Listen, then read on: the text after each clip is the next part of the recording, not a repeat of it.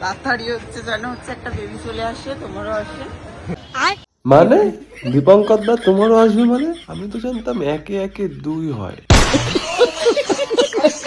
দীপঙ্কর দা দুটো বিয়ে করেছে বলে লোকে বলে ডবল ইঞ্জিন সরকার প্লাস বাংলার আরমান মালিক। হ্যাঁ, দীপঙ্কর দা নিজেই বলেছে। যারা বলো না আমাকে বাংলার আরমান মালিক, ডবল ইঞ্জিন সরকার, আরে ভাই হ্যাঁ আমি বাংলার আরমান মালিক।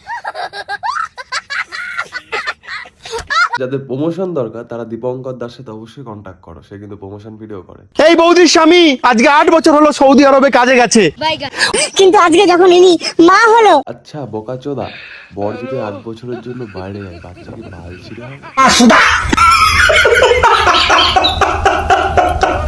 যদি তোমাদের কারো মনে একবারও মনে হয় যে হ্যাঁ একটা গরিব ঘরের বোনকে বা একটা গরিব ঘরের মেয়েকে একটা লাইক করলে যদি মেয়েটার একটু ভালো হয়, তাহলে না বন্ধুরা একটা লাইক করে দাদা যখন বলেছে অবশ্যই সাপোর্ট করব, তো তার আগে বোন কি ভিডিও বানায় সেটা একবার একটু দেখে আসি। মেয়েদের এমন জিনিস ছেলেরা টিপতে রেখে যায়। হ্যাঁ বল। পম পম বলেন কি?